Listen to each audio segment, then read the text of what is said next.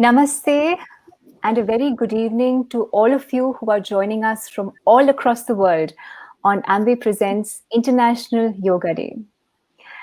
In this vast cosmos, physicality is really just a speck and everything else is nothingness or space, which is why space is also considered to be the most important dimension of our existence.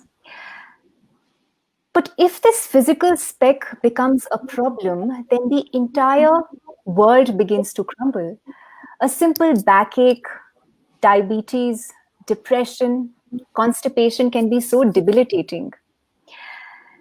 Now, this body and mind, which are supposed to be the most sophisticated tools, the most sophisticated machines on this planet, spends a significant portion of its time in healing, in repair. So we have a few statistics in front of us. An individual roughly spends about 30 years of its life in sleep. 70 to 80 million people are heading towards diabetes every year. Globally, if you took people of all ages, about 300 million people are suffering from depression. You know what's trending on Google these days? How to cope with anxiety. In the United States of America, roughly 1/3 of the children population are put on some kind of chemical drugs. If you look at an average Indian household, they spend about 50,000 rupees of their income on medicines every year. Someone who's above the age of, say, 65 consumes about 10 to 15 medications per day. And it is touted that the pharmaceutical industry by the end of this year will value at $55 billion. Why are we discussing about this on International Yoga Day? Because a poor physical health directly impacts your mental health, your emotional health, and the health of your energy system. And when we talk about yoga, we are talking about a dimension. We're talking about experiencing a dimension, about tasting a dimension, which is beyond the body and beyond the mind. How does that happen if physical body is a problem? Because then your entire attention is so preoccupied with the discomforts of the body that exploring other dimensions of the life is out of question. So it is with great pleasure that I introduce our guest for today. But before that, I'd like to acknowledge Amway presents International Yoga Day 20 powered by Ozone Organic Advantage. This event is conducted by Union and Red Carpet Entertainers, supported by the Ministry of Ayush, Eat Right Foundation, and the International Naturopathy Organization. Our distribution partners, co-hosts are Nehru Center, the India High Commission, Mystics of India, Sadhguru, and Green Dream Foundation and Spiritual TV. And together, we'd like to extend our warmest welcome to all our guests and viewers in this session in good health with our esteemed panelists. Padma Shri Dr. Mukesh Batra, the insignia of homeopathy in the world. He is the founder of the Dr. Batra group of companies worldwide. Also joining with us is Dr. Pratap Chauhan, the renowned Ayurvedic doctor and the founder of Jiva Ayurveda, which is presently the world's largest Ayurvedic treatment organization. We also have with us Dr. Gauhar Vatsyayan, a renowned Ayurveda and Panchkarma physician and the HOD of Panchkarma at Guru Nanak Ayurveda College in Ludhiana. Dear viewers, we are going to keep this very interactional. So please keep your live questions coming. And if you have any health concerns, this is truly a golden opportunity to get them answered live from our esteemed panel of doctors. So please keep your questions coming in the comments section. And as you do, please don't forget to share this video so maximum individuals can be benefited. Dr. Batra, my first question to you is, we've just seen these abysmal statistics. What is happening? Where are we going wrong as a nation? Ji. Thank you very much. I think the first thing to do, and as you correctly said, is that there's too much of dependence on chemical medicine today all over the world.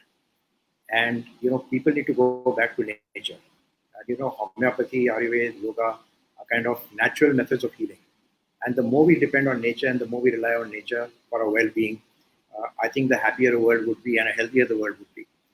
You spoke about side effects and so many problems that are coming up because of chemical medication.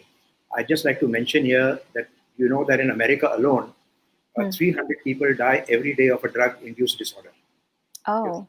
Which is like the equivalent of a jumbo plane crash. Now, can you imagine if a plane had crashed, would it not make noise internationally? So why is it that people are keeping quiet? Now, today, the Western world also recognizes a kind of a branch of medicine which is called iatrogenic medicine, disorders, which actually is drug-induced disorders. So I think the more we turn to nature, the more we go back to, to living our lives well and holistically. This is the other important part that today we are looking at parts, and we're looking at too much of super specialization. We need to look at the body as a whole. We need to look at mind and body together.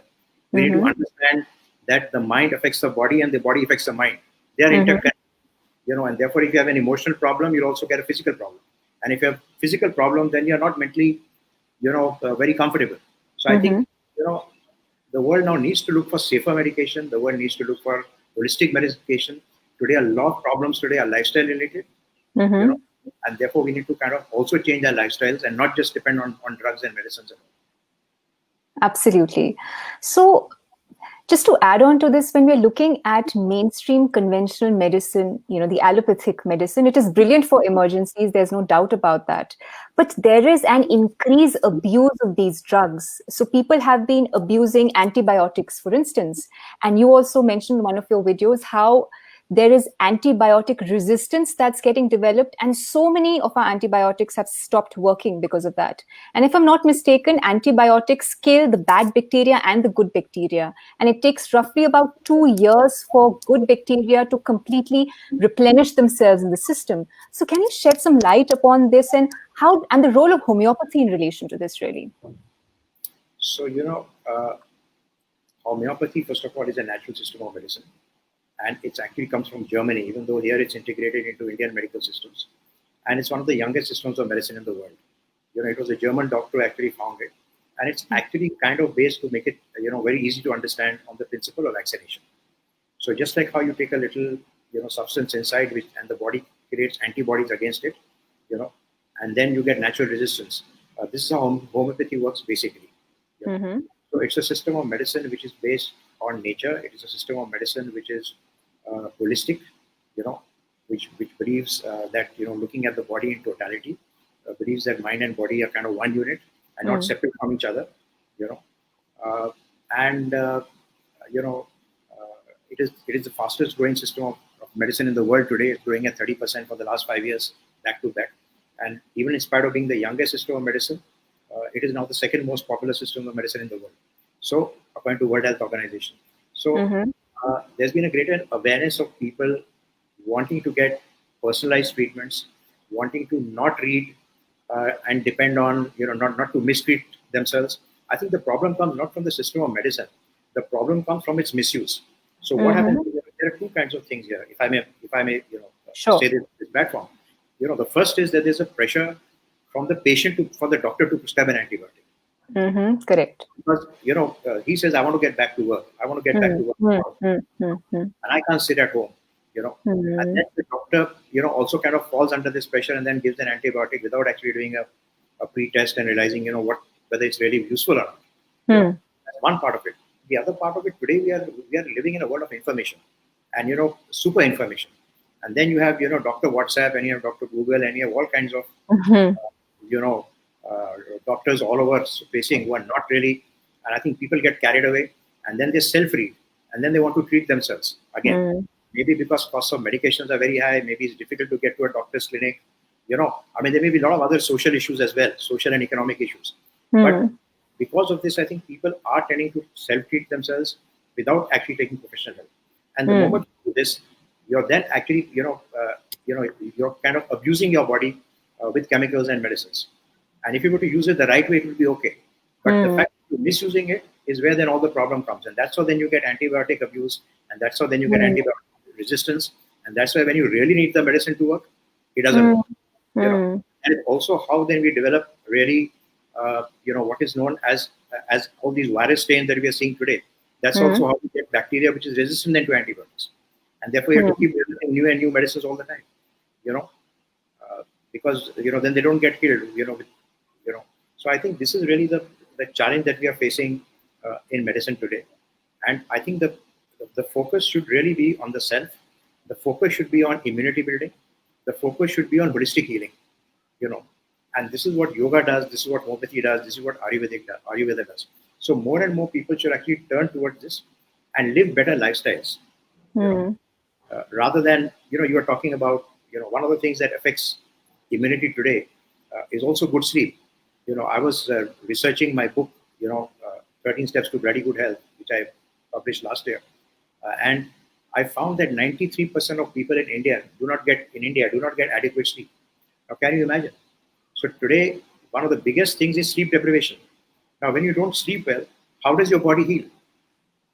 I mean, you mentioned that your body heals. The body heals itself, but provided you allow it to heal, and therefore making sure that you're getting the right amount of sleep every day, making sure that, your melatonin levels are not, suppressed because of too much of traveling, because of time zones, because of looking at the blue light in the night, the way we do on our mobile phones, I think all of this is important, and therefore if you want your body to heal, you have to live that kind of lifestyle. You have to give it enough time to heal. Correct.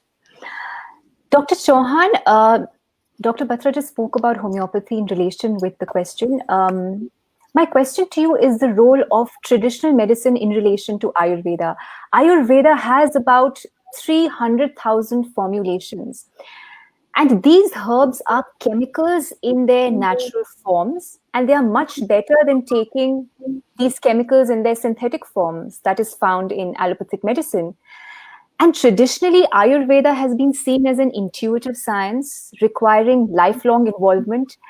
It requires a phenomenal understanding of the body because one is looking to treat the disease beyond the symptoms. So can you briefly tell us about the role of Ayurveda? See, first of all, thank you for inviting me to this platform, Shloka. And I wish everyone, all the viewers, a very happy International Yoga Day. See, there are two important things we need to understand. As you rightly said in the beginning, that this human system is very complex. It's a very complicated system. And at the same time, it's a very interesting system because it is it can fix a lot of things automatically if we just let it stay in an optimum balance. But the problem is that who is teaching us about this system? We are never taught about this system. Today we are talking about depression, we're talking about anxiety, we're talking about all these mental problems. Do we even know what is mind? Have we been taught this in school or in colleges? What is mind? Where is it located? How does it operates? Why it becomes depressed? What are the solutions to make it happy? No, we become like postgraduates, we have PhDs, and we don't know about the system, anything about this system. You also mentioned lifestyle diseases. The name itself is indicating a disease is caused by wrong lifestyle. Okay. If the disease is caused by wrong lifestyle, why everybody is taking a tablet? What's the point? Absolutely. If my lifestyle is wrong, I should fix my lifestyle. And I should see, and then people even don't know what is lifestyle. People think lifestyle means go to bed early, sleep, wake up early, and just that's all. Have some lifestyle is a very big term. Lifestyle includes your behavior, your emotional, condition, even your mental, psychological, spiritual.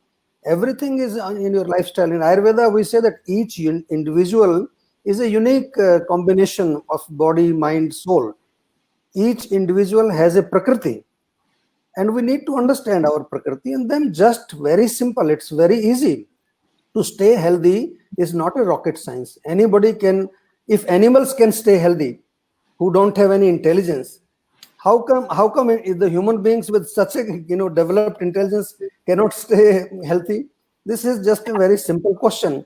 And very rightly in our Charak Samhita they have described that the root cause of our suffering, root cause of our diseases, root cause of our miseries, root cause of all our mental psychological sufferings is pragya parad. Very nice word. Everybody should remember this word. Pragya means buddhi, intelligence. I hope all the viewers, they have intelligence. I know everyone has intelligence. Aparadh means offense. offending your intelligence, misusing your intelligence, abusing your intelligence is the root cause. It's such a nice description. See, so many people every morning they take an antacid for acidity. Many people. It's good. It makes sense that if you have acidity, take an antacid. But then after 5 minutes, you drink a chai. It means you're putting acid. So you're taking an antacid and then you're putting acid. It's like you take a shower, you come out and you put dust on your body. This is what is called pragya parad, from morning till night. Now, why people are staying awake in the night? Tell me one good reason. If this body is designed to sleep in the night, why all the animals they sleep in the night?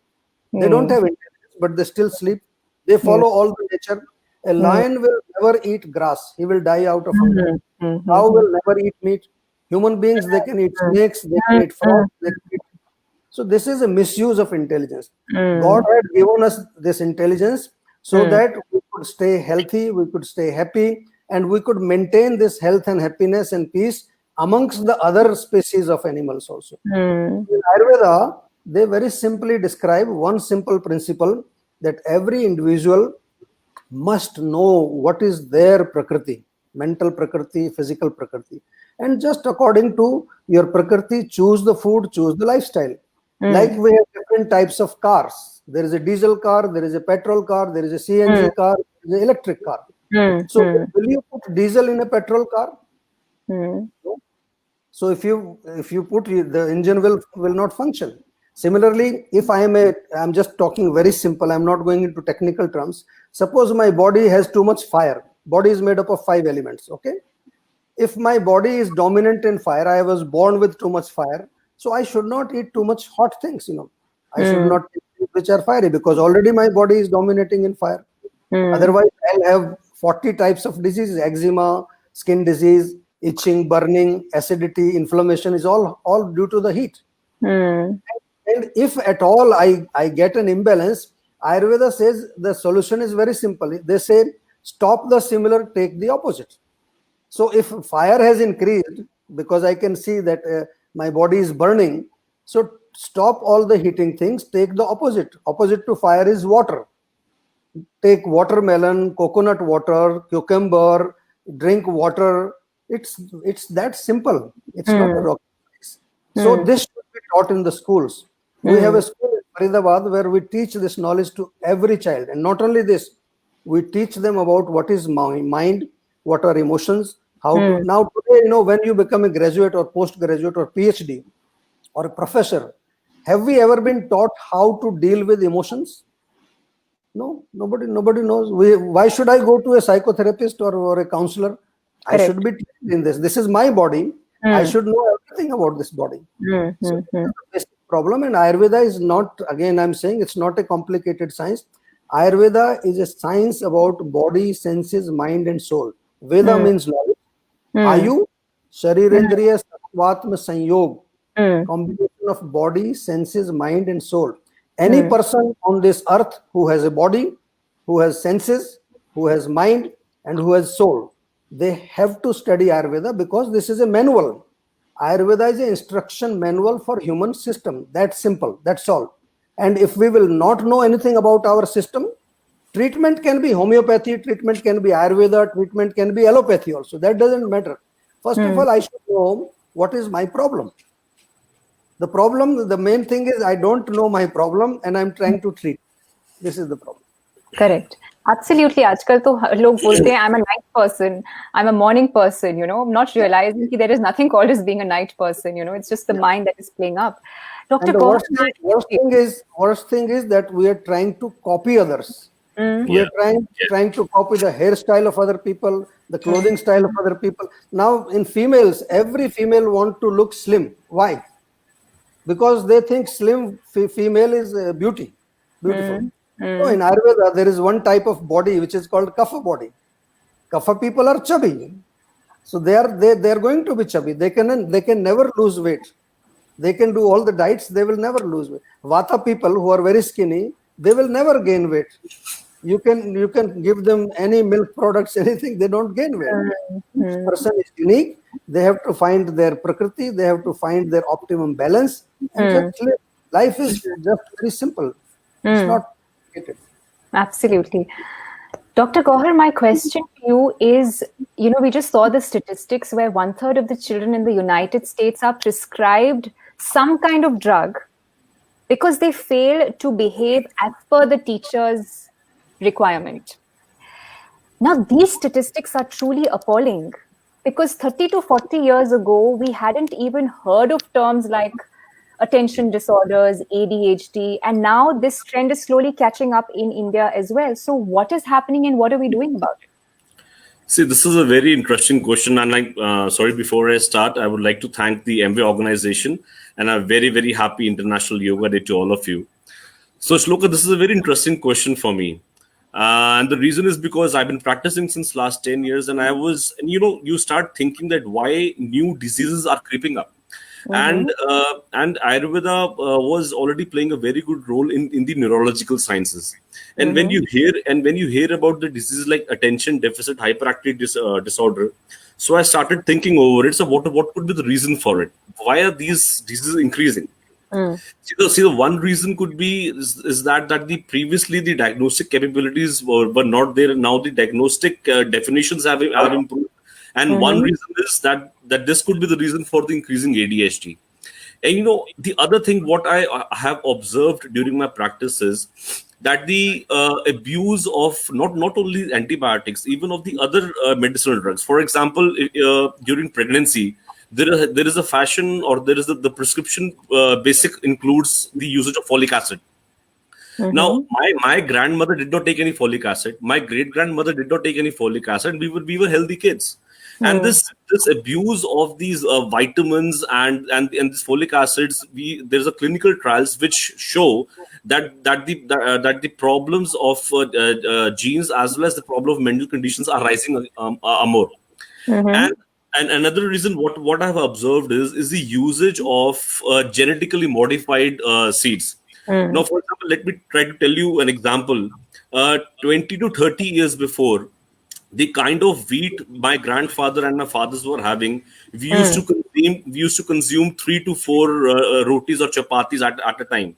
Now, these days, you cannot consume 1 to 2 chapatis at a go.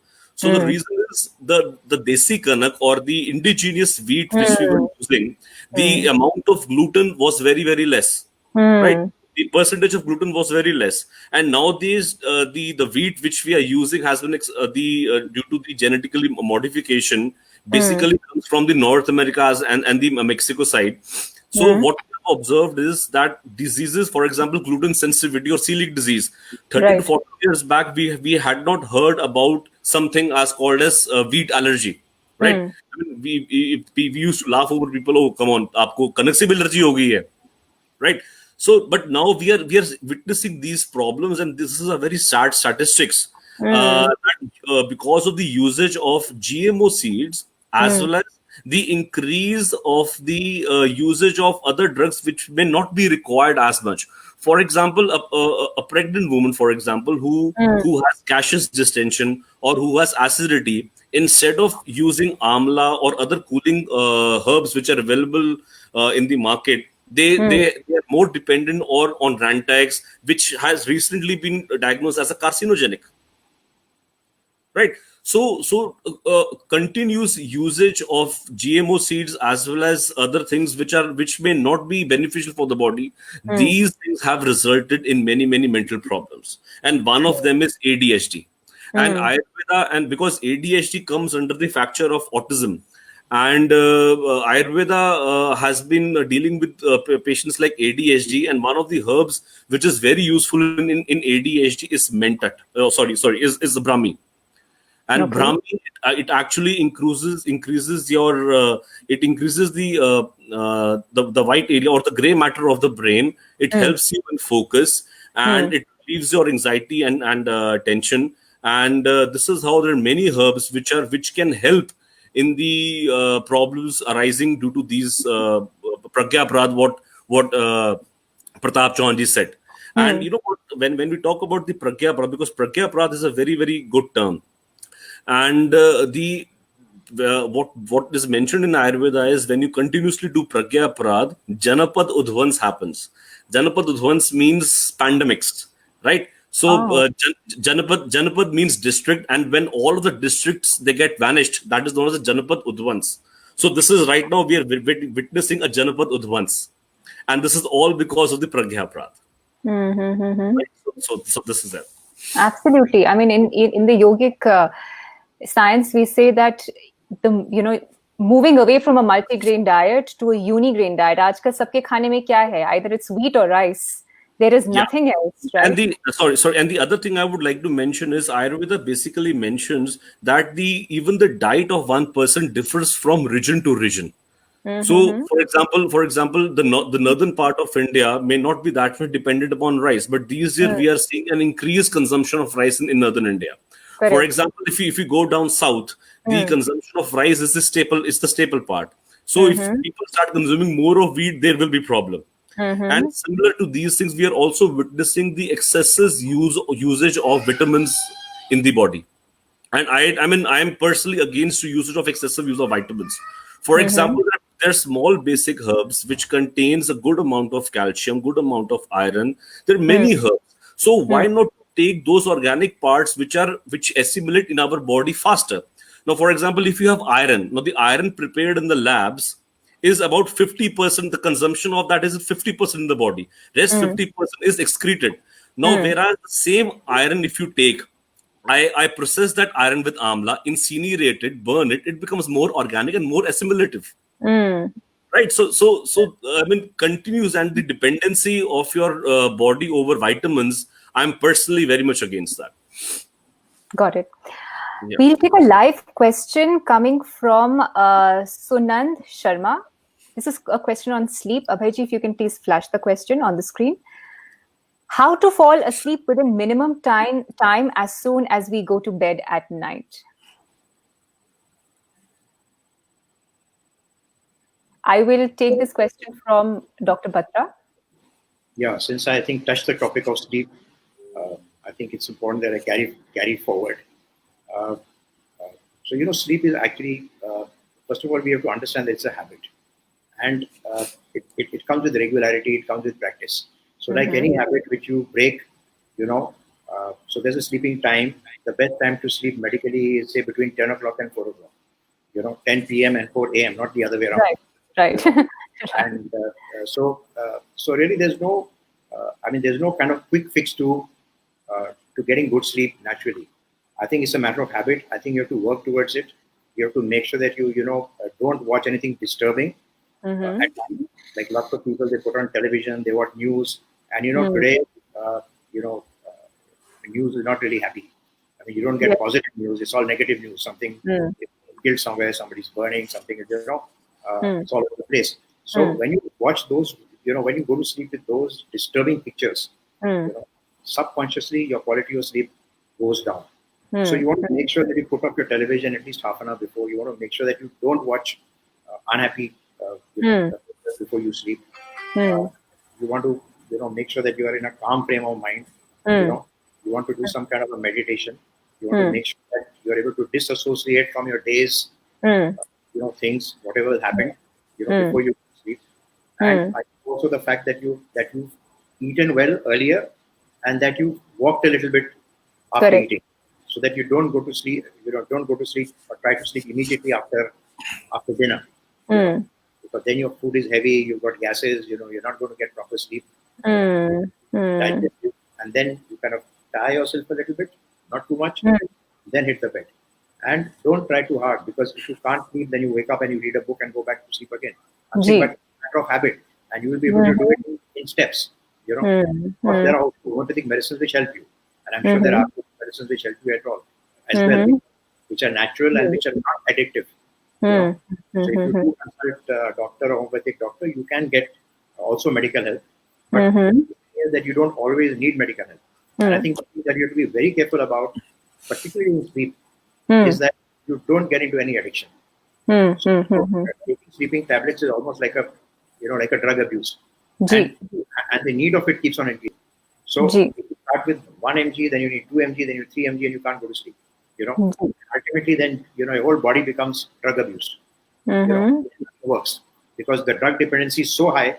You can't get to sleep without it, because you need that. You need that that help from outside. You can't do it on. So I think just keep these few things in mind. And I'm saying it's like yoga. I would say it's like a practice. It's a way of life. So if you start practicing regularly, step by step, I mean, you will get there and you will get good natural sleep. And I think there's the last point that I want to add here. I know that Gauraji wants to speak. So the last point that I want to add here also is, there's no prescribed pattern of sleeping for people. And I think this is also a myth. People say that you must sleep so many hours. I think everyone is individual. I mean, I have people who sleep only 2-3 hours and they're brilliant. It's also the quality of sleep that you have. Right. And you're not really getting good quality sleep. So natural sleep, good quality of sleep, and depending on the hours or whatever your body needs and whatever your body is accustomed to, is the right amount of sleep that you need, and you should not worry about it.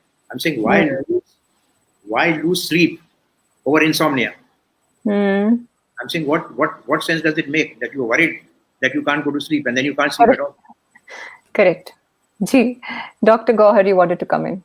So I'll add to what Dr. Batra said. He explained it very nicely. I'll add the Ayurvedic viewpoints. See, Nidra or sleep, it's amongst the 3 pillars of life. It goes as Ahar, Nidra, and Brahmacharya. So Nidra is one of the most important factors in Ayurveda to have a good health.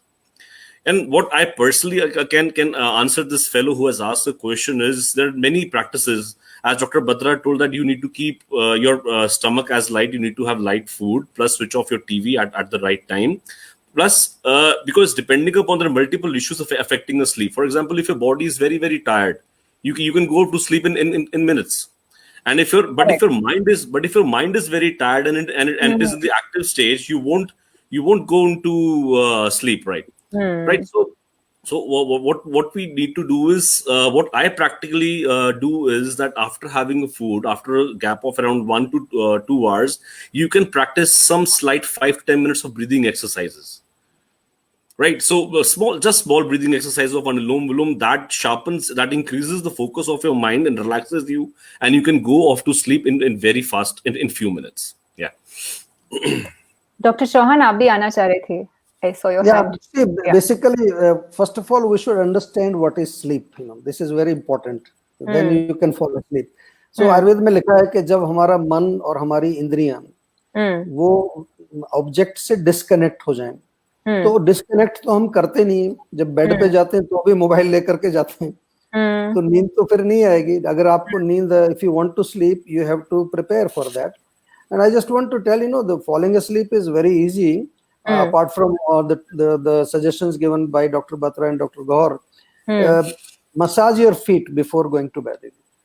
Okay. Any oil you can use, sesame oil or mustard oil or even desi ghee. Massage your oil. Also put some almond oil in your nose. और सबसे बड़ी problem जिन लोगों को नींद नहीं आती है, they have too much vata in their head. That is moving very fast, so they can't fall asleep. So a very nice head massage, is very good in the evening time, or when you come back from your job, अच्छी तरह से चंपी करो, मस्त नींद आ जाएगी उससे.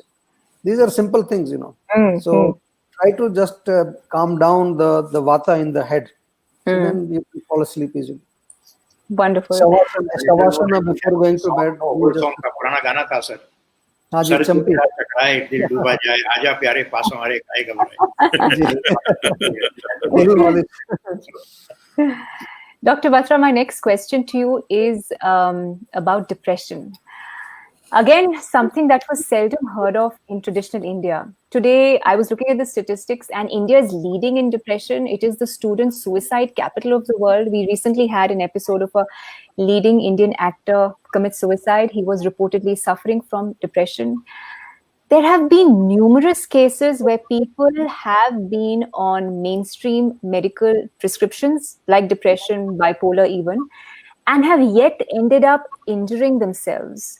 So firstly, why is there an increase in the incidence of depression in our time, and how can we get it cured according to traditional medicines, say homeopathy? Some of the tips that you can suggest. So let me start by saying that, last year I did a kind of a series on health and homeopathy. And one of the videos that I made was on depression. In fact, that was the first video. I was surprised to find that it actually got more than 2 million views.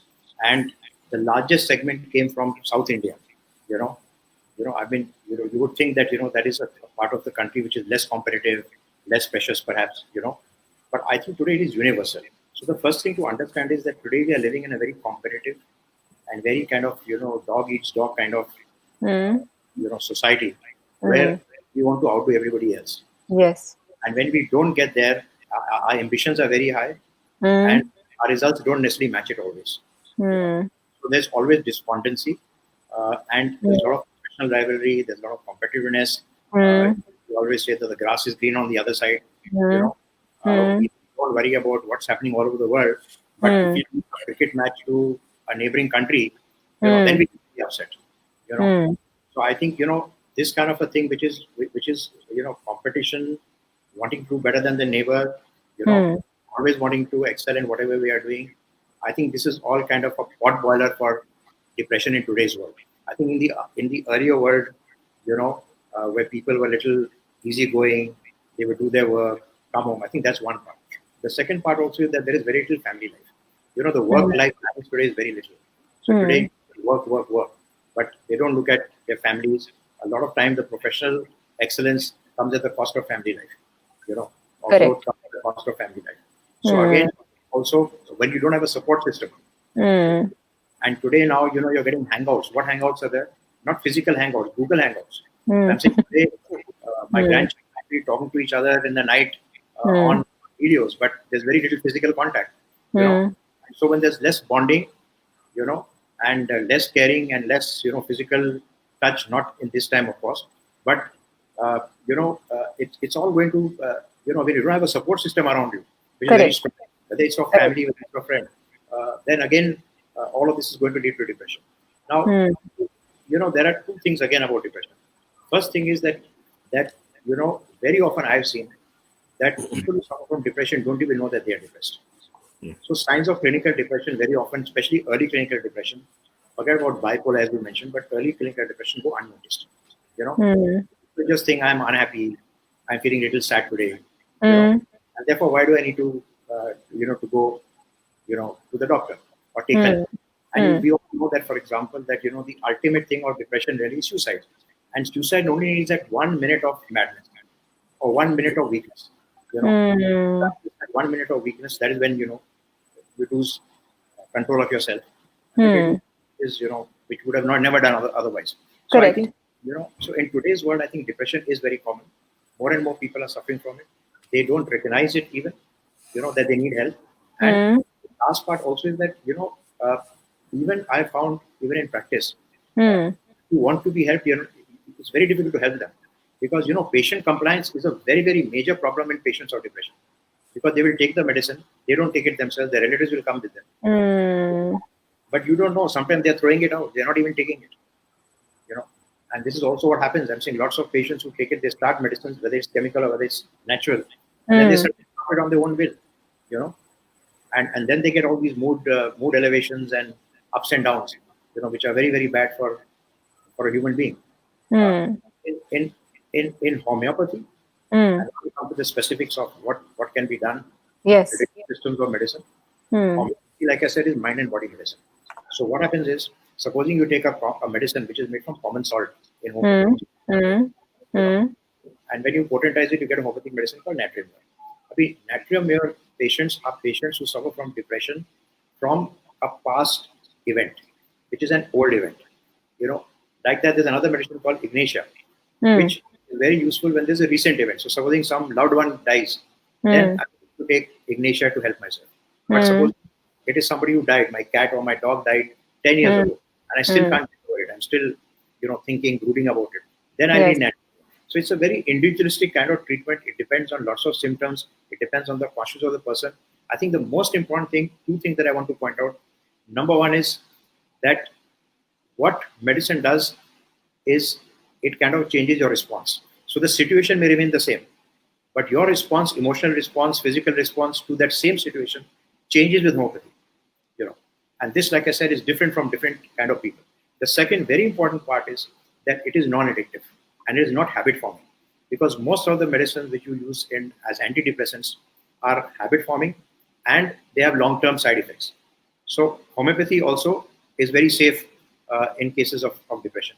But you Is it always effective? have to be very, very careful because you never know when the tipping point comes. So there's always has to be a lot of supervision. This is not something that you need professional help.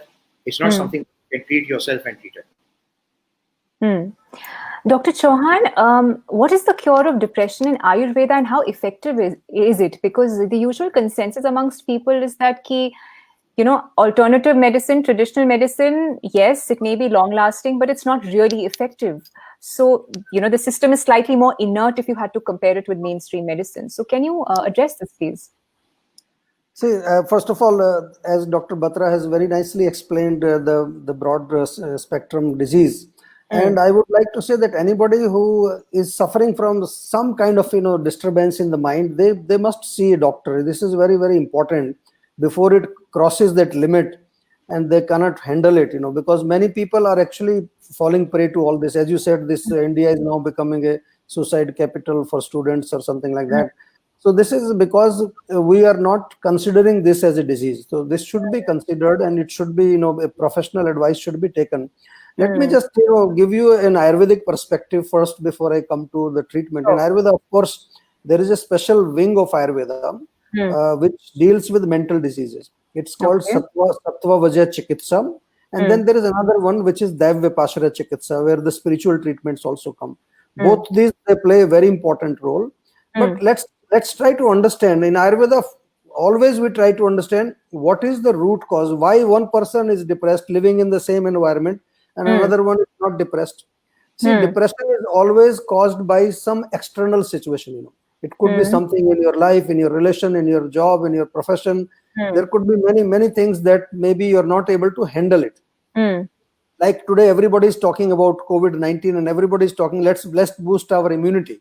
So this here we have to think about the mental immunity, because that person is not able to cope up with that particular outer situation, so he gives up. So in Ayurveda, there is a word called sattva. In Ayurveda, we have three gunas in the mind. The mind has three qualities: sattva, rajas, and tamas. So sattva is the strength of the mind. When people have dominance of sattva in the mind, they will be able to cope up even in the difficult situation. You might have seen some people are completely broke, they have all kind of problems, but they're very cheerful there because they have strong sattva. Whenever there is rajas and tamas in the mind, especially in depression, tamas plays a very big role. That's when people commit suicide. Tamas covers your buddhi, your intelligence completely, and you are not able to think, you are not able to cope up with the situation. So how do we increase sattva? So first of all, your food, your lifestyle, what you're watching, what you're hearing, what you're talking, the people you are hanging out with, everything around us can be divided into three categories. So if you look at the situation today, what the youth is doing, they're all into Rajasic and Tamasic. Rajasic, Tamasic foods, which food here doesn't mean only what we eat, what we watch, what we hear. Look at the kind of music we are hearing today. Look at the kind of things we are watching, the kind of people we are hanging out, the kind of environment we are living. It's all Rajasic and Tamasic, full of Rajas and Tamas. So naturally, our mind becomes full of this, dominant in this, and our buddhi also becomes Rajasic and Tamasic. So when buddhi becomes Rajasic, it is not able to understand. That's when pragya parad happens. Anyway, coming to the treatment part, there are very nice treatments in Ayurveda at physical level, at the brain level, at the nervous system level. Especially Panchakarma treatments are very good. Shirodhara, Nasya is a very nice treatment. When it comes to medicines, there is a whole branch of herbs which are called Medhya Rasayanas. Medha means intellect. There are herbs like, as Dr. Gauhar was mentioning about Brahmi, earlier when he was talking about ADHD. Brahmi, Sankapushpi, Jatamamsi, there are so many formulations which directly, whether you call it, they balance the serotonin, melatonin, all those chemicals in the brain. And at the same time, they are not sedatives. The interesting part is that Brahmi will not sedate your brain, but it will nourish the brain. It will actually enhance the oxygen supply in the brain. As compared to when you take antidepressant, they might, make you feel good, but they will increase the carbon dioxide in your brain. Your brain becomes dull, and ultimately, you become dull. We see a lot of That's Yes. why the depression patient, they are not even able to communicate when they have taken medicines for so long. So in Ayurveda, this is the medicinal part is there. Then there is a counseling, psycho counseling, which is Sattva Vajan, and definitely the third part is the Dev Vipassana, where we do mantra, meditation, all these type of things. It's a very detailed program. Unfortunately, not many people now practice this. It has been lost a little bit, but it's coming back. So many people are now reviving these other two parts. What you see today in Ayurveda is mostly the type of physical treatments, which is called Yukti Vipassana. So whether it is herbs or Panchakarma or some detox, this is what has become popular. But there are two other branches of medicine or types of treatment which totally focus on psychological treatments and even emotional traumas and problems in your chitta. Chitta is the hard disk where all the experiences are recorded. Today we are talking about yoga. Yoga's chitta nirod. Yoga is also very much part of Ayurvedic healing. Yoga and Ayurveda are like twin sisters. They never separate. They go together. So all these parts of yoga, whether it is pranayam or pratyahar and then dharana and dhyan, meditation, they're all healing. They all heal the mind. So this is how we heal depression in Ayurveda. So we have a live question coming from Ashwini Yadav. If that question can be flashed on the screen. The question is, Sir, my brother is suffering from schizophrenia. He is on medication from 7 years, allopathic. Can I go for Ayurveda medication or homeopathic medication? So आपसे लेते हैं sir पहले Pratap sir. Okay, so definitely schizophrenia is quite a serious disease. ये पहले समझ लेना चाहिए, इसको बहुत लाइटली नहीं लेना है, बिकॉज ये एक माइंड की ऐसी कंडीशन है कि वो बियॉन्ड बहुत डीप तमस में जा चुका है उसका mind. That's when they are hearing somebody is calling them, उनको लग रहा है कोई पीछे आ रहा है, क्योंकि बुद्धि intelligence is not at all working at all. So Ayurveda में when we start treating such diseases, first of all जो दवाइयां ले रहे होते हैं एलोपैथिक कई साल से ले रहे हैं, उसको एकदम से बंद नहीं कर सकते आप. The moment you will stop those medicines, उसकी हालत बहुत खराब हो जाती है. So what we do in Ayurveda, we take an integrative approach here. But the first step is very important. The first step is to make a connection with the patient, which is very difficult. As Dr. Batra mentioned, when people come, they come with their family members, और उनको बहुत मुश्किल होता है, उनको उनसे बात ही करना मुश्किल होता है, क्योंकि they are completely like dosed with so much of this medicines and they are completely in some other state of mind. So of course we do deal with schizophrenia. ऐसा नहीं कि हम patient नहीं देखते हैं, उनको हम deal नहीं करते हैं, but if I give you the first line of treatment is to make a very good loving contact with the person. See, interestingly, my experience, majority of the schizophrenic patients I have seen, they're very intelligent people. Yes. They're very genius people. I have seen so many of them. John Nash. The problem is that they are not able to fit in this so-called society, or sometimes they're at a very higher level, and that's when they start feeling that I am not normal. तो बहुत सारी चीजें हमें consider करनी पड़ती है. each patient is unique. You cannot really just say that एक ही तरह की दवाई में चलने वाली है. हर पेशेंट की अपनी हिस्ट्री है, उसकी अपनी स्टोरी है. तो in fact like I had a schizophrenic patient. मैं एक इंटरेस्टिंग स्टोरी आपको बताऊं. 10 साल से वो दवाई ले रहे थे, and the reason why he was declared schizophrenic is he was working in a government office. वो ऑफिस इस तरह का था कि वहाँ थोड़ा गड़बड़ चलती थी वहाँ पर. And he was a honest person. He was a very honest, very sincere person. He did not like it, but because part of the team, he was doing it. So when he came to me and we had a nice connection, I talked to him, I asked him. So I said that you are not doing anything wrong, so why you should be declared schizophrenic? He said, that's what I'm telling everybody. Nobody is trying to listen to me. Because of this pressure, he was like behaving in some kind of a way. So sometimes it starts from there. I'm not saying that there was not a disease. He was. Later on, there were some other brain chemicals who also got disturbed. So you have to go to different levels. You have to find out the root cause. You have to also look at the neurological state of the mind. You also have to do a counseling. And in counseling, very nice is to educate them, guide them, motivate them, inspire them. This is what is Sattva Bhaja all about. And then Ji. there are medical treatments also. It's difficult because all mental disease people, they are very difficult to Yes. communicate with. Hmm, Basically. hmm, hmm, hmm. But there are Ayurvedic ways to deal with it. Sure. Dr. Gauhar, would you like to add to that? Well, a lot of has been said by Dr. Pratap Chauhan and Dr. Batra. The Ayurvedic terminology for schizophrenia is Unmad, and there are many types of Unmad mentioned in the classical texts of Ayurveda. And definitely, as told by Pratap Chauhan, that a connection has to be made. And whenever you're starting with the treatment, along with the conservative medicines you give, there are a lot of panchkarma procedures in Ayurveda.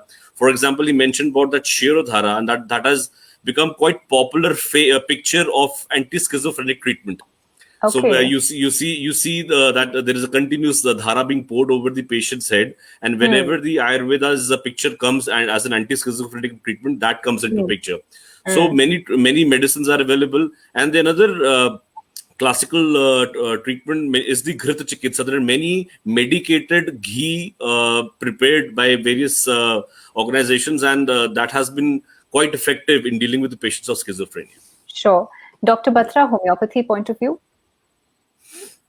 So, first of all, I would agree, and say that you have to adopt an integrated approach in the kind of case that Okay. you showed, because somebody who's 7 years on treatment, you cannot withdraw it suddenly. I mean, you have to just gradually start tapering down, and sometimes that process itself takes a few years. It may not happen in 2 months. That's point one. Point number two is that, that such people are always, normally, they are subdued by these medicines. And therefore, when you start withdrawing them, also sometimes they become violent. So managing patients also is not very easy.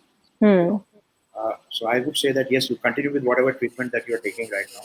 Then the homeopathic point of view is this, that uh, you actually start going. It starts with a consultative process. Now there are many challenges here. The challenge is that the patient may not want to come in. Very often we see the family who's keen, and sometimes also face families coming in saying, "Oh, acidity ki dawai de do," but that actually he doesn't want to even be there's a kind of mental stigma related to mental.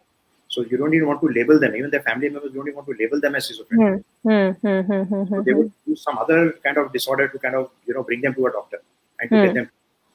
Then like I said, patient compliance is a big challenge, because the guy may just throw out the medicines. So how do you supervise it? Because you're not institutionalizing them; they're not part of a hospital. So there are many challenges in these things. The thing is that yes, there are treatments in homeopathy. They are very individualistic. The treatment starts with a consultative process, because when you have that first consultation with the homeopath, where he goes deep into your whole history, including your childhood, sometimes there can be some childhood aberration, there can be some suppression in childhood, there can be some abuse in childhood. I'm saying we never think of the kind of personalities that we develop today versus a history of childhood abuse. I mean, now it's coming to the fore, but at that time it was not understood. But homeopathy understands all this, and therefore goes deep down into the core of the problem. And then there are hundreds of medicines, and from that, it chooses one which just suits that particular person. So this is what is called constitutional treatment. So that means the whole personality of the person, the way he thinks, the way he behaves, the way what he likes in food, what suits him, what doesn't suit him, whether he prefers a hot climate or a cold climate, and all of that. So and what are his social interactions with people around him, So studying all of that is then when you get homeopathic medicine, and yes, it can be helped, but it takes time.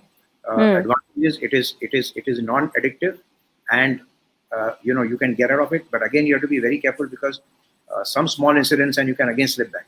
So it needs a kind of monitoring all the time. So. So a small thing I would like to add. Yeah, so small thing I would like to add regarding any kind of psychological issues. Recent studies have shown that majority of the psychological issues, they run within the family. They are genetic in nature also. So a combative collective role of family is also needed. When one knows that that my father or my mother is suffering from one psychological issue, my children may have it. So from the very beginning, you should know that what is the kind of lifestyle and what is the kind of food you should have, which can keep those things at bay. So this is I just wanted to add. Sure. Another question to you, Dr. Gauhar. Cancer is the second leading cause of death globally. 1 out of 6 deaths in the world are attributed to cancer. Now, this is again a Western phenomena, right? Slowly seeping into the Eastern parts as well. In the yogic sciences, we ascribe excess dairy consumption and poultry consumption as one of the causes as well. So, what are some of the ways to prevent it? See, I belong to that part of India where there is an increased amount of cancer, so much so that there were trains running from the south of Punjab, the city known as Bathinda, to a cancer hospital near Bikaner. And because I belong to an industrial city, a lot of pollutants they are fed in within the fields via the rivers, and the same water is being consumed by different populations. So unfortunately, the amount of cancer has started rising in Punjab, and that is the reason many cancer hospitals have opened up. See, keeping pollution aside, what are the things as personally I recommend to my people that they can stay away from it? The soul and soul things is the lifestyle. So as Dr. Pratap Chauhan was saying, when we talk about lifestyle, there are a lot of things which come into play. So as Bhagavad Gita says, Yukta har viharasya yukta chesha karmasu. So the lifestyle contains ingredients like dinacharya, means how should be your morning. Then comes your ratri charya, how should be your night. Then comes Ritu Charya. Ritu means because, northern India basically experiences 6 types of seasons. I mean, we Indians do not even know that कि 6 ऋतु हमारे पास है. Otherwise, हमारे स्कूलों में यही पढ़ाया जाता है कि 4 प्रकार के मौसम है. Otherwise, 6 प्रकार की ऋतु हमारे देश में है. और ऋतु के साथ means according to the season, our lifestyle and our diet changes. Right. For example, if I try to consume too much of Capricorns or too much of badam and pistachios during the summer season, I may have some problem. Now, the same badams and pistachios can be consumed in the winter season. Right. So this is Ritu Charya. So this is very, very important if you are predisposed to the factors of cancer. These points are very, very important. And the other is the ahar. As Dr. Pratap Chauhan told that we should choose our ahar according to our prakriti, or as Dr. Batra said, according to our constitution. See, Ayurveda believes there are 16 types of prakriti, ranging upon dominance by Vayu. Vayu means you're too much of have movement in your character. Pitta means you have too much of energy or fire or heat within your body. And Kapha means there's too much of relaxation or lethargy is there, means you try to be a sahaj at many points. So recognizing your prakriti is very important. और जिस आदमी को ये पता लग जाए कि थाली में से कौन सा खाना बाहर रखना है, वही स्वस्थ है. In the ancient, the definition of swastha was asked by Rishi Munis, and they said, who is healthy? Kaun healthy hai? The two very simple answers they came out to be Hit book, Myth book, and Rit book. Hit book means you should consume, which is good for your body. Myth book means consumption should be less than what is required, and Rit book means according to the Ritu. So ruk. Wohi healthy hai, wohi healthy hai. And the other thing which comes in the lifestyle is the chintan, your thought process. Even if you continue to have some amount of little poison in your body, but you stay in chardi kala, as we say in Punjabi, you stay positive, you stay among good people, you don't hover around negative thoughts, you will fall less ill as compared to the other people. So I cannot change my house from a polluted city to the other place. I live in a place, the air is polluted, the land is polluted, the water is polluted. So these are the reasons which giving rise to cancer, as well as the prevalence of many leads and all those metals within your body. I cannot change my place. So I need to work here, but I can take care of these things which will help me in keeping the causative factors of cancers at bay. Sure. Yeah. So my next question to the panel would be on the present times of television. Sure, please. Yeah. So, my belief really is that 2 things. Number one is that, the diagnosis and the treatment of cancer over the years has actually improved hugely. And therefore, today we have many, many more cases coming compared to what it was earlier. People who perhaps die younger for lack of treatment, and you never even heard about it. Having said that, as far as homeopathy is concerned, we divide it into three parts. The treatment. One is the preventive part. Now, the preventive part according to homeopathy is very, very important. And here again, just like how in Ayurveda we have doshas, in homeopathy we have something what is called miasms. So these are kind of inherent body things. So certain people in their body have more, kind of liable to get cancer compared to anybody else. Because of the body constitution, the way they split. Recognizing that and therefore treating it can actually delay or sometimes even abort the cancer coming on.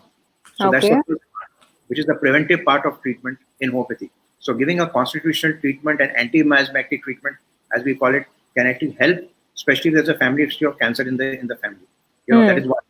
The second is the curative part. Now, curative part, is little controversial right now because there are certain types of cancers which can be treated also through homeopathy.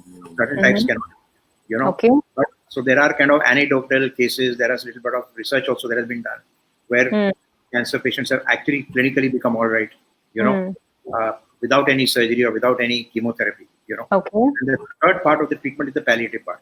Now, this is also important because, you can actually make sure that, the palliative part, that means you're giving a treatment which is painless and you're also to get rid of the side effects of modern medication. So, lots of such patients, for example, when they're undergoing chemotherapy, they're losing hair, become bald. So that causes a lot of stigma, But with homeopathy, you can make sure that gets controlled and that actually they grow their back again. So I think these are kind of the scope that we have in the treatment of cancer as far as homeopathy is concerned. So a very small thing I would like to mention here, because regarding the dinacharya, many people they come and ask me, sir, hum pani kitna piye subah utھ ke? What? These are very small things. What I recommend to them is, because there are many companies like Amway also who are coming up with products like Trifla. Now, Trifla has been a part of our household since years. And I personally recommend the usage of Trifla every day as a part of your dincharya in the morning, so that you can keep many doshas and many diseases at bay. Trifla has, amla, baheda, and harad. So these are the three ingredients and quite popular. It is a very good antioxidant. And in Ayurveda, they're called rasayanas, which means they have a strong preventive action also, plus they are therapeutic also. So usage of Trifla regularly in the morning keeps your body fit. Ji. So my next segment is going to be about immunity. Doctors on the panel, I'm going to be taking, a minute from each of you to answer this. Today, we are sitting on a mountain of unprecedented health challenges, right? Ultimately, it's going to be it's a play of immunity. It is said that the virus is in the chain and it will get to us at some point, but either it can pass off as a simple common flu or it can hit us as an ailment. So where does traditional medicine stand on it? And if you can give us, there are lots of questions coming in, some immunity boosting tips to the viewers that can help us tide through this. Dr. Batra, we'll start with you. Yeah. Okay, thank you very much. I think this is very, very topical. And let me start by giving an example first and really explaining the philosophy of homeopathy as far as immunity is concerned. It's important to understand that before we go into actuals. Okay. Now, there are two parts for immunity building. One is the virulence of the virus. And on the other side is the immunity of the host. Now, both are important. For example, if the virus is very virulent, even if the immunity is good, the patient can fall sick. Okay. On the other hand, if the immunity is very, very strong, and even if the virus is virulent, the patient may not fall sick. There may be no symptoms of disease coming out of it. So this is like a seesaw. So on one side you have the virus, and on the other side, or the bacteria, whatever it is, and on the side you have the immunity. Now, let me give you another example. Supposing if you're in a room where 10 people have a cold, and there are 100 people in that room, it's not necessary that all 90 will get a cold. Only 15, 20 people may get a cold, those people whose immunity is low. So it's very, easy to understand that if you have a high immunity, then even if you get exposure, your exposure is either limited and you don't get disease at all. Now, having understood this, let's also understand that in our body at all times, we have thousands and millions of viruses and bacteria. And as you said earlier, a lot of them are even positive. They're good for the body. We don't have to destroy all of them. And we live happily as co-hosts with a lot of them. I remember my pathology professor in college many years ago, used to actually say that, whenever you have worms, he says, don't worry about it because it's a parasite. All you do is you eat one extra chapati for the worms. That's all. And keep it quiet. And you don't have to worry. You'll have happy coexistence. So, Okay. so it's not necessarily that all viruses are harmful. It's not necessarily that they harm everybody. Now coming to the other side of the immunity building. Now, immunity building is done in two ways. One is local immunity building, which is for the moment, which may be for a particular virus. Now, let's understand that the same virus also mutates. And so whatever virus you have today, COVID-19, it may come back after 1 year or 6 months, but it may not be exactly the same. And therefore, it doesn't act the same thing, that the same medicine that you gave the first time will therefore act the second time. I see. Yeah. So for the time being, you have to have a specific kind of preventive, if I may use that word. Now, in homeopathy and in the homeopathic books written, something called genus epidemicus.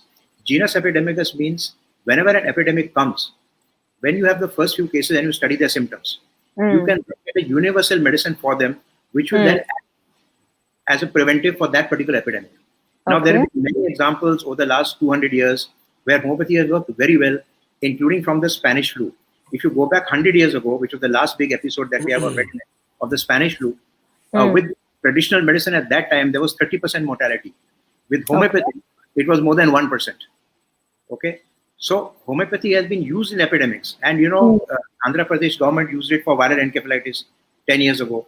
They distributed 1 million doses, So, there's always a specific thing. Now, this particular epidemic, the Ayush Ministry is recommending that the homeopathic medicine, arsenic Alp 30, should be taken as an immunity builder for this particular epidemic. Now, this is what we are doing. My company has already given about, 1 crore preventive doses all across. We have given the entire Maharashtra police force and their families, 3,20,000 people. We are doing that for also other people as well. So for this particular epidemic, arsenic Alp 30 is what is recommended. 1 dose for 3 consecutive days, repeat after 1 month. The epidemic is still there. But like I said, the strain changes, this may also change. Okay, but for the time, this is what is recommended. This is one part. The other part is that it's also very important to understand that it is not just medicine, but whenever you're building immunity, you also have to look at other things. What are these other things? I'm not going to go into detail, but I'll just mention very quickly. Sleep, like I said, ahar, eating the proper kind of food, balanced diet all the time, some kind of exercise, and mental relaxation. I'm saying, agar aap chintit ho jayenge,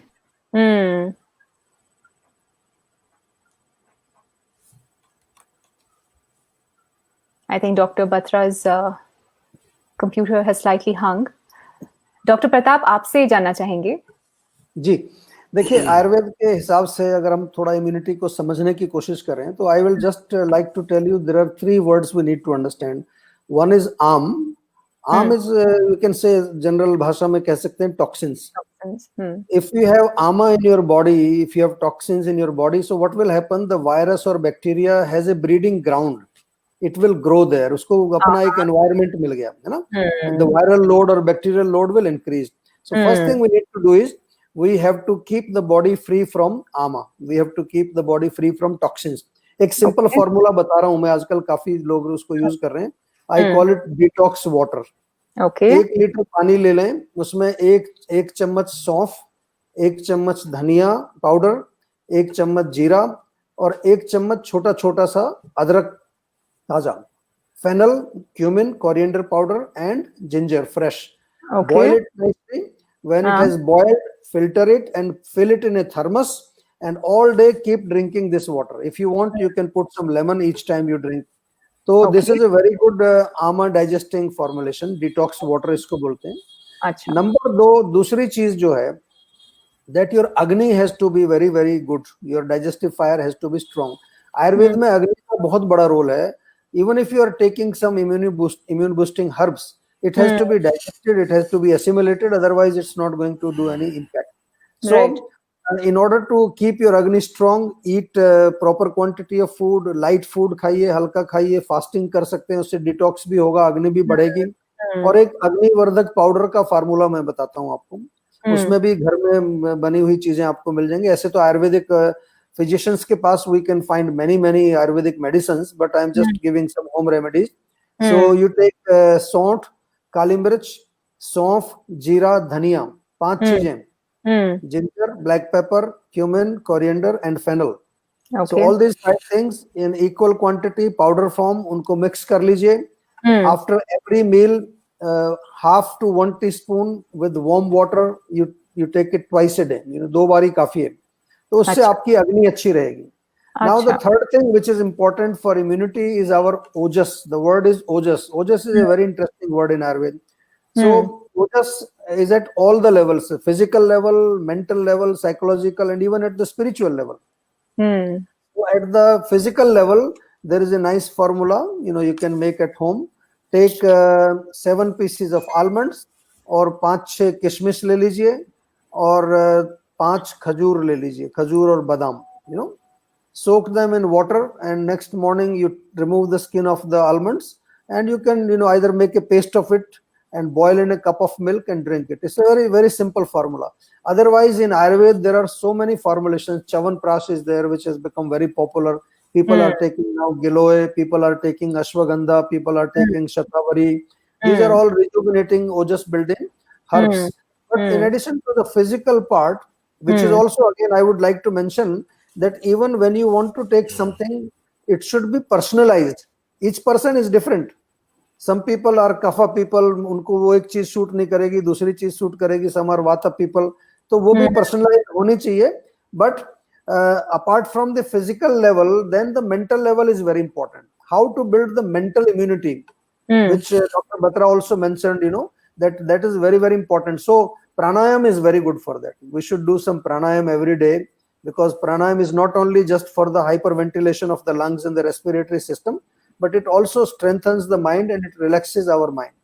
And then another thing we can do at the mental level is there are some medhya rasayanas in Ayurveda. Brahmi le sakte hain, ashwagandha bhi jo hai nervous system pe kaam karta hai. And finally, the spiritual level is also very important. So we definitely, especially in this condition of epidemic or pandemics, in Ayurveda, there is a chapter called Janapadodhvans.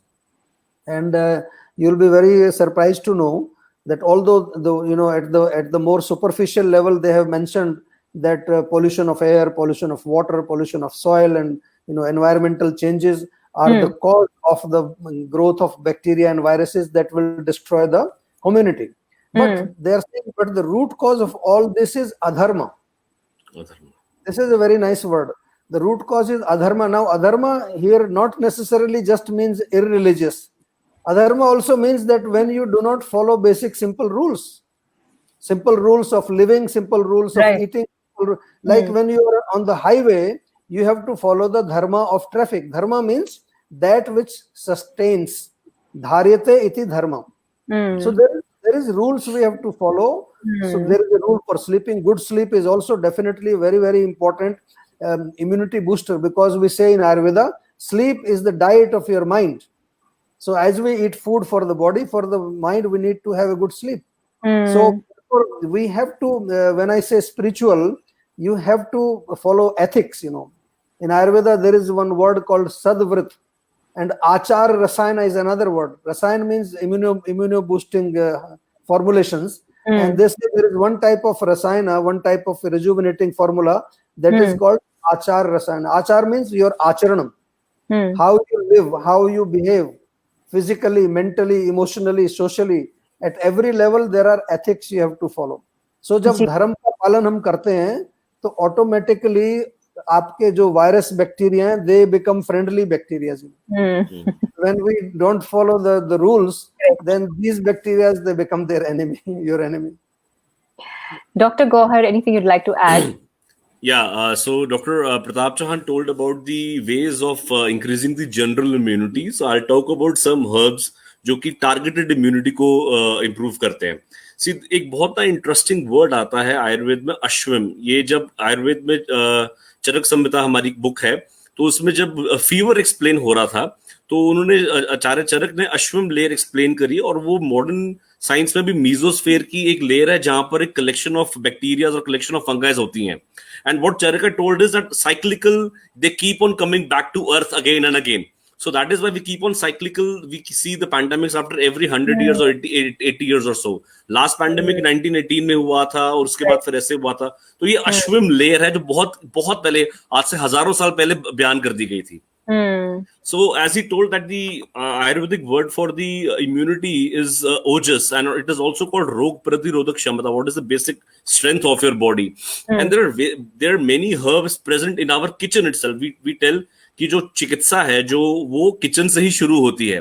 So kitchen में ही हमारे पास बहुत ऐसी herbs है, जैसे कि उन्होंने बताया कि दालचीनी है, काली मिर्च है, शुंठी है. शुंठी के बारे में मैं बात करूंगा कि हमारे जो लोग थे वो कहते थे कि भोजन आगर सदा पथ्यम लवण अदरक भक्षणम, कि खाना खाने से पहले अदरक और थोड़ा सा लवण जो काला नमक होता है, अगर उसका सेवन कर ले तो पेट में आपकी अग्नि बहुत तेज रहती है.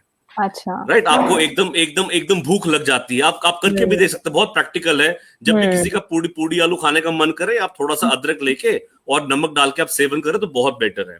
And the other herb I would like to talk about is mulethi. Ma'am, mulethi is very very important.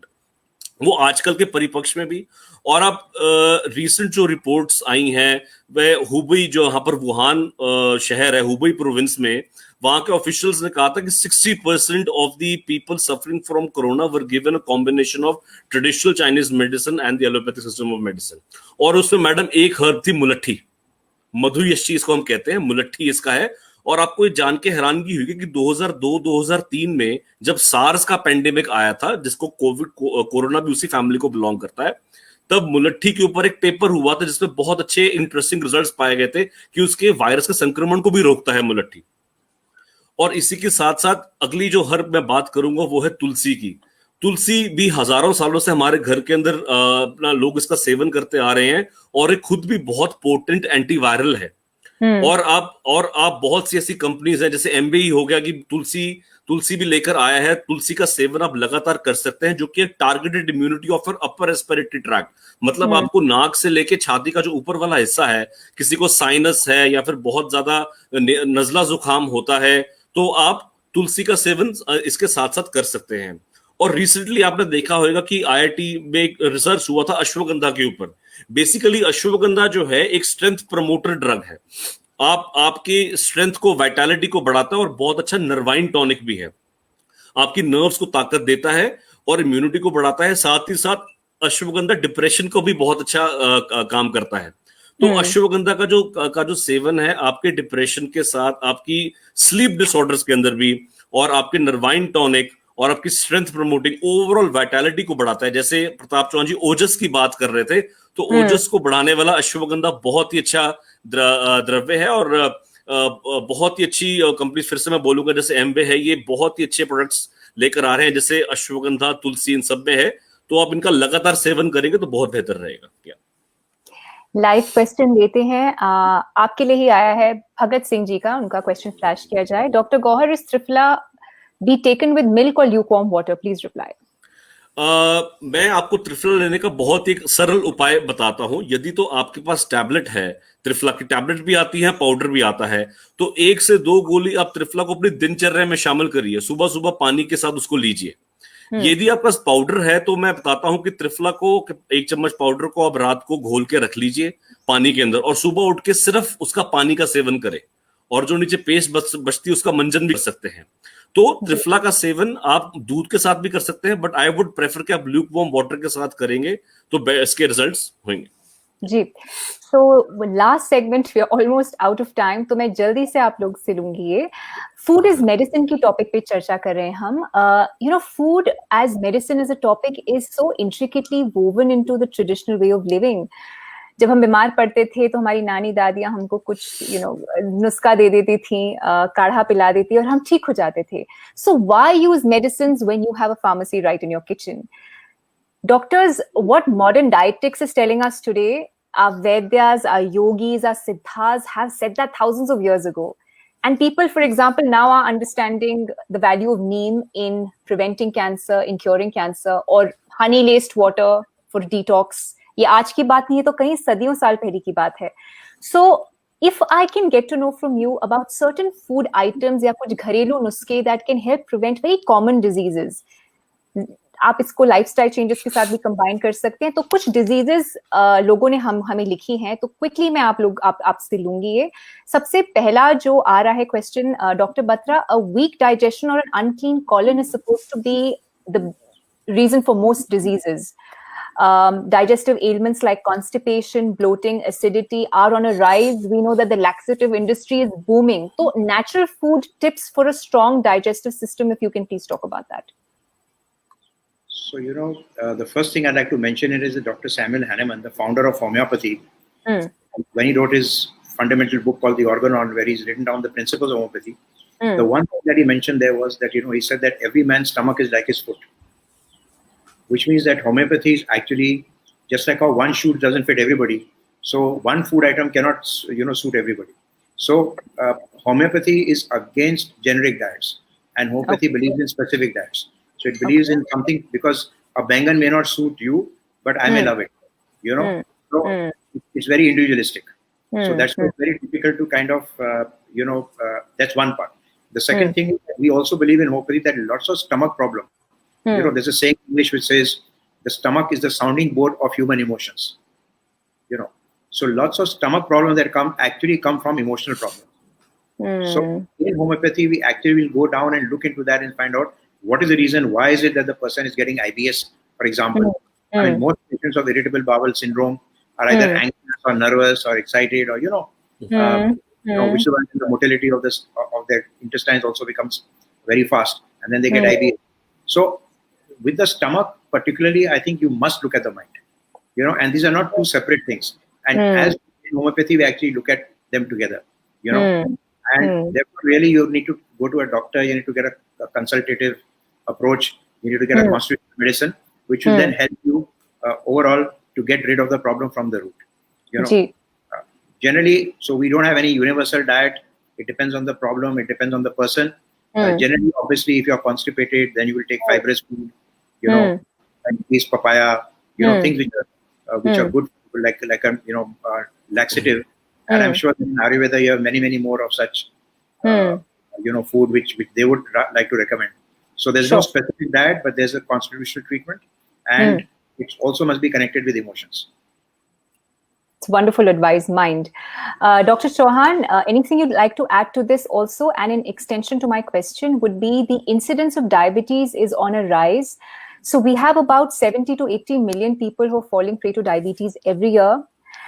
There are so many diseases, that Ayurveda has successfully cured and even reversed. For example, diabetes, which allopathy would otherwise put you on lifelong medication. So what are some of these diseases that can be cured, which people otherwise think are, for life? And if you can also add to the question on constipation and the rise of stomach ailments, and what are some of the cures that can be done? See, देखिए, जो the question about the digestive problems and constipation, as Dr. Batra said, this is very much true that Ayurveda also is a personalized science. Everything has to be personalized. But talking about general things, I come back to the same thing. First question you should ask, that why do I have constipation? So there could be, you'll find the reason. Maybe your eating habits are wrong. Maybe you're not having proper, quantity of food. The quality of food is bad. There's not proper gap between two meals. You're eating all the time. So there can be so many things. But just a simple way to get your stomach clean, or not have digestive problems. I give you one small recipe. I call it anti-ama formula. जो आम मैंने बोला था, उसमें 5 चीजें होती हैं, आप घर में बना सकते हैं. सौंठ, जीरा, धनिया, ये 10-10 ग्राम ले लीजिए, और पुदीना और सौंफ ये 20-20 ग्राम ले लीजिए. सबको मिक्सचर बना लो, एक बढ़िया पाउडर बन जाएगा. अपने डाइनिंग टेबल पे रखो, आपका बेस्ट फ्रेंड है ये. अपने बैग में भी रखो. After every meal, or even in your office, whenever you want to drink a chai, don't drink chai. गर्म पानी मंगा लो, उसमें 1 चम्मच ये घोल करके और धीरे धीरे पी लीजिए इसको. ये जितने भी चीजें मैंने बताई हैं, आपके पेट की दोस्त हैं ये. They are very good friends to your अग्नि, to your digestive. आम भी क्लीन करेंगी, पेट भी साफ रहेगा. Of course, अगर आपको कोई प्रॉब्लम है सीरियस, तो उसको जरूर फिर डॉक्टर से कंसल्ट करके प्रॉपर इलाज कराइए. जहां तक डायबिटीज का क्वेश्चन आपने पूछा है, देखिए, एक टाइम था भारत में कहते थे डायबिटीज अमीरों का रोग है. आज लेबर क्लास में भी हो रहा है, हर किसी को हो रहा है, तो क्या हो गया ऐसा? It's all food, our food has changed, you know. जैसे शुरू में डॉक्टर साहब ने बोला था, डॉक्टर गौहर ने, कि हमारी जो वैरायटी ऑफ ग्रेन्स हैं वो सारे बदल गए हैं, जेनेटिकली मॉडिफाइड जो चीजें आ गई, that's a very big you know cause for this. और मैं जो जहां तक मैं समझता हूँ, भारत में एक चीज और है, पहले हम लोग खांड खाते थे, गुड़ खाते थे, शक्कर खाते थे, अभी चीनी आ गई है, Yes. तो लॉट ऑफ शुगर। और भारत में चाय बहुत पीते हैं लोग, 5-6 चाय पी जाते हैं सब लोग, 2 तो सभी पीते हैं, कुछ लोग 4 पीते हैं, कुछ लोग तो 10-10 चाय पीते हैं।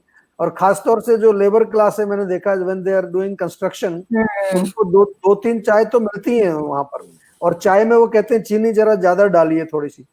तो we consume lot of sugar, and of course अभी ग्लूटेन का भी इशू आ गया है, बहुत सारी चीजें आ गई हैं। And the most important thing, हम लोग बहुत सेडेंटरी हो गए हैं, मिडिल क्लास भी जो हमारी है, कोई एक्सरसाइज, पहले लोग जो है काम करते थे, मेहनत करते थे, अभी संडे वाले दिन मीन्स नो वर्क, पराठा, दही और फ्राइड फूड, बहुत हैवी फूड, टीवी के सामने बैठे रहना है, कहीं कुछ नहीं करना। So these are again because it's a lifestyle disease, तो हमको इसको चेंज करना पड़ेगा। एक छोटी सी रेसिपी भी बताता हूँ, डायबिटीज में बड़ा अच्छा काम करती है, मेथी का पानी। मेथी जो होता है फेनुग्रीक, 1 चम्मच 1 गिलास पानी में रात को भिगो दो, सुबह उसको चाहे तो थोड़ा उबाल लो, वो पानी पी लो गरम गरम, मेथी भी चबा करके खा जाओ। बहुत अच्छा एक सिंपल सा नुस्खा है। आपके आसपास नीम का पेड़ है तो 5-6 पत्ते नीम के चबा के खा जाओ। करेला जब सीजन में आता है, एक करेले का थोड़ा जूस निकाल, ज्यादा नहीं पीना, कुछ लोग पूरा गिलास भर के पी जाते हैं। जूस होना चाहिए लगभग 30 मिलीलीटर, बस, उससे ज्यादा नहीं लेना है। और बहुत सारी चीजें हैं जो हमारे इर्द गिर्द आपको मिल जाएंगी, जो कि हाइपोग्लाइसेमिक उनका इफेक्ट होता है।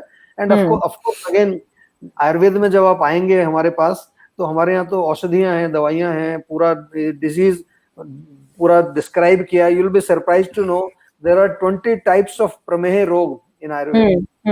तो अभी एक डायबिटीज की बात कर रहे हैं, यहाँ तो 20 प्रकार की लिखी हुए हैं हमारे ऋषि मुनियों ने। They have done so much research on this human system. So there are nice treatments, but you should approach a qualified doctor. उससे बातचीत करें, अच्छी तरह से अपने रोग को समझाएं। And when we do treatment in Ayurveda, it is not only just medicine. Medicine is one part, diet is another part, lifestyle is another. सब चीज को follow करके you can, lifestyle diseases reverse हो सकती हैं, कोई problem नहीं। Almost out of time, Dr. Gauhar. We'll take the last question from you. Ankit Senapati का भी एक question था. This is regarding menstrual issues. They have unleashed themselves like never before. मैं जैसे अपनी खुद की मम्मी की बात करती हूँ, या नानी, दादी, they've hardly spoken about menstrual cramps. And in every second girl, woman you talk to, faces these terrible cramps. Even the statistics as far as hysterectomy or removal of ovaries goes has exponentially risen. PCOS among young girls is increasing. So what are the reasons for these reproductive problems to mount, and what is the remedy for this naturally? Ma'am, the reason, again, I mean, unfortunately, even in my practice, I've observed that girls, जो teenage girls हैं, even 17, 17-18 की जो teenage girls हैं, they are also coming with the problems like PCOS, which is very, very strange. Either they are having PCOS or they are having dysmenorrhea, which is like painful bleeding, or oligomenorrhea, bleeding कम होती है. And the middle-aged women, they're coming with menorrhagia, which has a lot of the menstrual blood is a lot. So there are multiple menstrual problems which a woman goes through during her menstrual lifetime. And Ayurveda में जो स्त्री रोग branch है, स्त्री रोग और प्रसूत विज्ञान की, स्त्री रोग में there are multiple diseases mentioned and the treatments mentioned regarding these problems. I would take two things. First is regarding dysmenorrhea, जो कि almost 90% of the teenage girls they suffer through. That is painful bleeding. Okay. There is a very, और इसका एक घरेलू नुस्खा मैं आपको बताता हूँ जो कि बहुत लोग आजकल कर भी रहे हैं. There is an Ayurvedic herb, aloe vera, सबको पता है. इसका जो संस्कृत नेम है वो है घृत कुमारी. कुमारी मतलब जो कि लेडीज के ही एक कुमारी, एक लेडी का ही फ्रेंडली हो. एक जो टीनेज गर्ल है उसे कुमारी कहते हैं. So basically, Kumari is found in almost all the Ayurvedic medicines, which is for the made for dysmenorrhea. और अगर आपको घर में इसको यूज करना है, सबसे आसान तरीका है कि आप इसकी जो 3-4 इंच की जो 10 जो प्लस का स्टेम है वो काट लें, उसको छील लें, बीच में से गुद्दा निकलता है। तो गुद्दा कई लोगों को खाने में कड़वा बहुत लगता है, तो आप यदि उसको 1-2 घंटे पानी में भिगोकर रख लें तो उसका कड़वाहट थोड़ी सी कम हो जाती है। और वो 1 से 2 चम्मच आप ल्यूकवार्म वाटर के साथ, यदि आप त्रिफला के साथ भी उसको लेंगे तो लगातार लेंगे, तो जिन लेडीज को कम मेंसेस आते हैं या फिर दर्द होती है, उसमें उनको बहुत रिलीफ मिलेगा। और एक बात मैं और बोलूंगा, बहुत इसमें न्यूट्रिशनल कॉजेज भी हैं कम मेंसेस आने के, and one of them is because हमारा जो वेस्टर्न इंडिया है, गुजरात वाला जो एरिया, यहाँ पर आयरन की बहुत कमी है। तो I would recommend to them, मैं बहुत आसान आयरन को बढ़ाने के लिए, लोग बहुत कुछ खाते हैं आयरन को बढ़ाने के लिए, सबसे आसान तरीका है कि एक लोहे के जग में अपने पानी का सेवन करिए। आप इसी से ही ट्रेसेस अमाउंट में एलिमेंट आयरन आपकी बॉडी में आता रहता है, और with in few days and weeks आपके बॉडी में आयरन अच्छा मिलेगा, और यदि आपका खून बनेगा तभी आप डिस्मेनोरिया से स्वस्थ रहेंगे। दूसरी बात है पीसीओएस। पीसीओएस मैं देख रहा हूं, उसका रीजन ये 2 चीजें हैं, या तो आप जंक फूड बहुत खाते हैं या फिर आप स्ट्रेस बहुत ज्यादा है। ये 2 कारण मैंने देखे पीसीओएस, जो कि आजकल इवन टीनेज 18-19 साल लेडीज के अंदर भी बढ़ रहा है। और जैसा कि प्रताप चौहान जी ने कहा कि आपकी अग्नि में ठीक रखना बहुत जरूरी है। हमारा जो बेसल मेटाबॉलिक रेट है, हमारी पेट की जो अग्नि है, और जो धातुओं की भी अग्नि होती है आयुर्वेद में, मींस जिसे हम टिश्यू मेटाबॉलिज्म कहते हैं, और यदि वह टिश्यू मेटाबॉलिज्म सही है तो आपको पीसीओएस नहीं होगा। और मैंने ये देखा है कि आपका जो टिश्यू मेटाबॉलिज्म इंक्रीज करने के लिए एक शोंठ और दूसरा है काली मिर्च, ये आपके टिश्यू मेटाबॉलिज्म को बहुत फास्ट करते हैं। और मेजॉरिटी ऑफ आयुर्वेदिक मेडिसिन जो पीसीओएस की, उसमें काली मिर्च जरूर डलती है। तो काली मिर्च का प्रयोग आप पानी के अंदर भी कर सकते हैं, खाने के अंदर इसको बढ़ा सकते हैं। प्लस जो त्रिफला है वह भी एंटी डायबिटीज भी है, और जितनी एंटी डायबिटीज की मेडिसिन है वो पीसीओएस में काम करती है, राइट। तो त्रिफला का भी आप सेवन साथ साथ कर सकते हैं। तो ये थोड़े बहुत घरेलू नुस्खे हैं जो कि मेंस्ट्रुअल इरेगुलरिटीज को इंप्रूव करते हैं। स्पेशल मेंशनिंग मैं घृत कुमारी की उसको और बोलूंगा। Beautiful. Dr. Mukesh Batra, last words from you on IDY. What would you have to say on traditional medicine, homeopathy? I'm so glad that you've given us this opportunity and this platform, and I think that it should really reach everybody in the world. Let's look within ourselves. Let's be at peace with ourselves. Let's go to nature back, and let's learn from nature, and let's learn from the wonderful world around us that has been created. Of how can we create this wonderful balance of mind and body together. And alternative medicines and complementary medicines are just there for you. So please use them. You have a choice. Use it now. Lovely. So it's time to wrap up, unfortunately. Truly beautiful panel. Viewers, we urge all of you, as we're wrapping up this session, we want you to open up conversations around health. It's very important. We want to leave no stone unturned in making sure that you have all the right tools so you can be the captain of your health. The first thing that you can do is knowledge consumption about health. Make it a part of your daily ritual. We will have the social media links of our guests flashing either on the comments or on the screen. Please be sure to follow them. We also have Ask the Masters, a series. We're going to be starting with part 2. And Ask the Masters series is actually going to be focusing on traditional health, Ayurveda, Siddha, homeopathy, traditional diet, and nutritionists, so that you can reach to the peak of your physical health and well-being. So to be a part of the series, you may follow the page. A heartfelt, fervent love and gratitude to all the speakers who have graced this occasion. It truly takes someone to put others' well-being before them, and I think all of you today, doctors on the panel, are testaments to that. So thank you for coming. And our humblest, deepest, warmest gratitude goes out to our partners, Amway, for making this session in good health and IDY 20 see the light of day. A special shout out to Union and Red Carpet Entertainers, Ministry of Ayush, Eat Right Foundation, International Naturopathy Organization, Ozone Organic Advantage. Thank you so much for supporting this endeavor. It really means so much to us. Our distribution partners, co-hosts, Mystics of India, Sadhguru, and Green Dream Foundation and Spiritual TV, Profuse appreciation for helping us reach out to so many viewers who have benefited from this.